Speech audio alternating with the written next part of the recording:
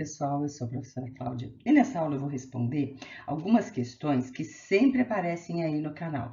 Como que a gente consegue diferenciar energia de ligação, calor de combustão ou entalpia de formação e quando que eu uso a lei de Hess? Então, eu separei alguns exercícios envolvendo esses conceitos e eu deixei aí os conceitos escritos para você relembrar sempre que você precisar. Então, vamos lá?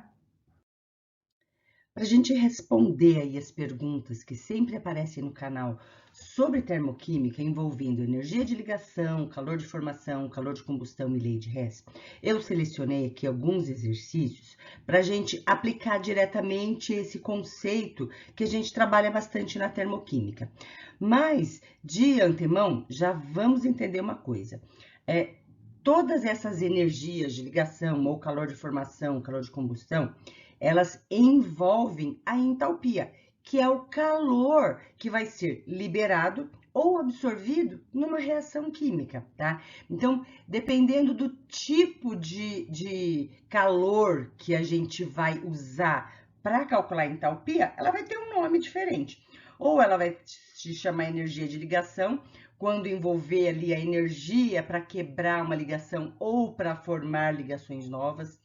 Calor de formação, quando você estiver partindo de substância simples no estado padrão, para poder formar uma determinada substância, tá? Ou calor de combustão, quando você estiver falando da queima de uma substância. Então, quando você queima uma substância, ela libera calor. E essa variação de energia aí, a gente chama de calor de combustão, quando a reação envolve aí reagentes no estado padrão. O que é estado padrão? Temperatura de 25 graus, pressão de uma atmosfera. E a lei de Hess é uma lei que a gente usa para resolver esses exercícios quando você não tem a reação direta. Você usa outras reações intermediárias para poder calcular a variação de entalpia. Então, a gente sabe que a entalpia de uma reação, ela depende apenas dos estados finais e inicial da reação. Então, é aí que entra a lei de Hess, tá? Você não precisa ter necessariamente os calores envolvidos ali naquela reação. Você pode ter reações intermediárias e aí você chega nesse resultado final aí da entalpia da reação. Então, vamos dar uma olhada? Então, aqui nesse exercício, ele está falando sobre a combustão do gás propano. Ele oferece aqui a equação já balanceada, pede para a gente calcular a variação de entalpia dessa reação, então ele quer o ΔH dela, e para isso ele fornece a energia de ligação aí de algumas espécies envolvidas aí, tá? Então, nós vamos calcular esse ΔH, lembrando que deve ser um valor negativo, porque se trata de combustão. Então, quando você queima alguma coisa, ela libera calor. Então, esse ΔHI negativo. Então, nós já temos a equação balanceada e temos aqui a tabela com a energia de ligação. Para a gente poder calcular o ΔH dessa reação, o que a gente precisa fazer? A gente tem que saber quais são as ligações envolvidas aí nessas estruturas. Então, tá aqui, ó, as ligações do propano, aqui, ó, ligação do oxigênio, lembrando que nós temos 5 mols de oxigênio, tá? Aqui o CO2, ó, já tá desmembrada aqui a ligação, e são 3 mols de CO2. E aqui na água, ó, nós temos aqui as duas ligações OH, então são 4 mols de água, tá? Então, quando a gente quebra a ligação, essa energia é positiva. Então, imagina assim, que o lápis é uma ligação. Para você quebrar esse lápis, você tem que fornecer calor para ele. Então, todas as ligações que vão ser rompidas aqui, ó, nos reagentes, esse valor é positivo.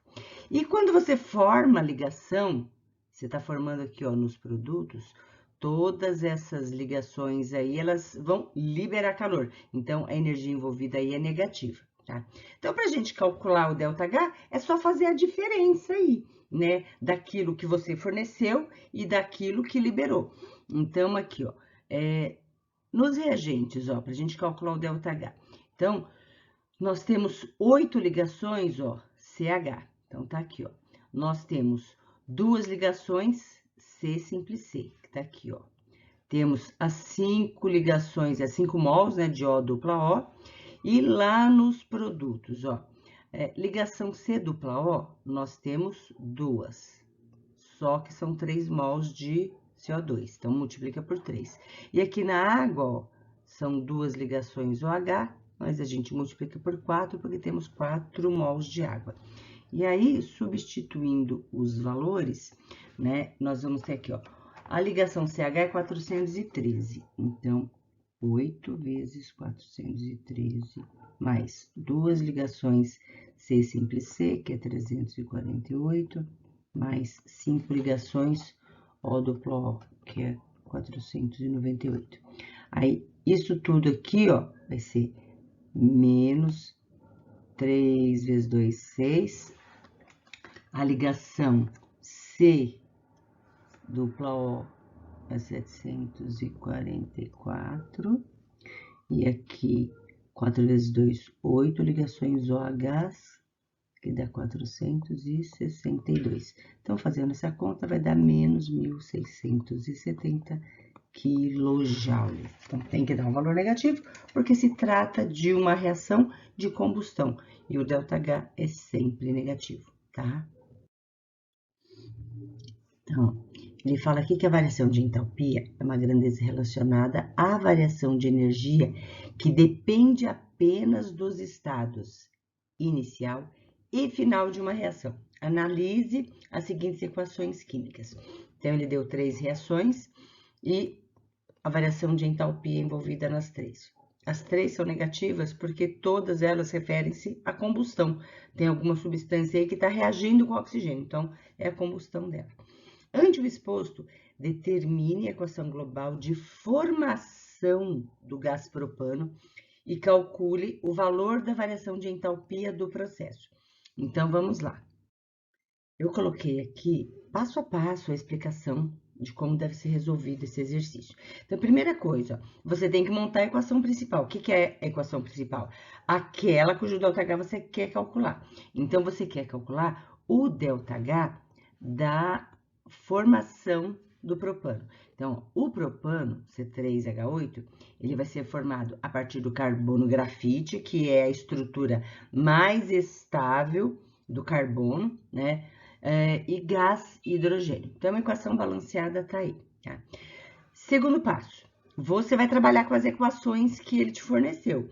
Então, ele te forneceu a combustão do propano. Só que na sua reação principal, que é essa reação aqui em cima, cujo ΔH você quer calcular, o propano, ele tá lá nos produtos. E aqui nessa reação que ele deu, ele tá aqui nos reagentes. Então, o que você vai ter que fazer? Inverter a equação. Quando você inverte a equação, o que era reagente passa a ser produto, e o que era produto aqui, ó, passa a ser reagente. E você vai inverter também o sinal do ΔH. Ele era positivo, passa a ser, ele era negativo, aliás, passa a ser positivo, tá?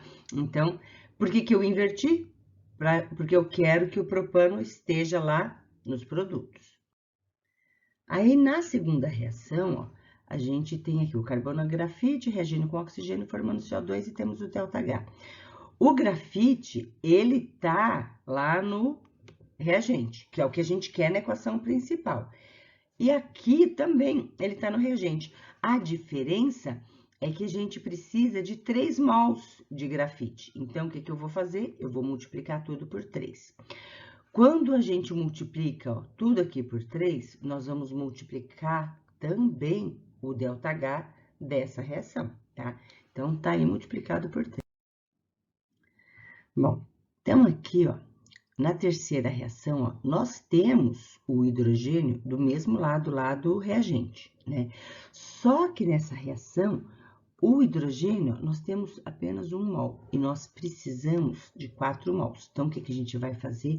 Nós vamos multiplicar essa reação, ó, tudo por 4, tá? E vamos multiplicar também o ΔH por 4. Aí, Por fim, a gente vai somar todas essas entalpias, né? Então, o primeiro valor lá da entalpia, que lembra que a gente trocou o sinal, o segundo valor de entalpia, e agora, ó, esse terceiro valor aqui. Então, vai dar menos 106 quilojoules. Então, esse valor de ΔH que a gente calculou chama-se calor de formação do propano, porque nós estamos calculando qual é a energia envolvida aí para poder formar o propano a partir do carbono e a partir do hidrogênio. Mas nós usamos a lei de Hess, nós usamos os calores de combustão envolvido para poder calcular aí a entalpia de formação do propano, tá? Ó, aqui ele deu um texto falando sobre a queima do propano, deu a equação balanceada e deu a energia envolvida aí na queima de 1 mol, né, do propano. E ele quer saber qual o valor em quilojoule produzido quando se queima 11 gramas de propano. Então, veja, ele está falando aqui que na equação balanceada, ó, 1 mol libera 2.200 quilojoules, tá? Só que cada mol de propano são quantos gramas? Ó, o carbono é 12, vezes 3 vai dar 36. A gente vai somar com mais 8 de hidrogênio, vai dar 44 gramas por mol. Então, 1 mol são 44 gramas. E isso libera 2.200 quilojoules. 11 gramas corresponde a X. Então, é só dividir tudo por 4, né? Então, 2.200 dividido por 4 vai dar 550 quilojoules. Então, é a energia liberada quando a gente queima 11 gramas de propano. Então, um exercício aí que envolve o calor de combustão.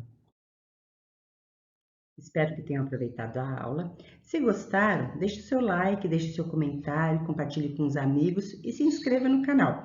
Se precisar, nós temos a playlist com vários outros assuntos, tudo bem? Tchau, tchau, pessoal!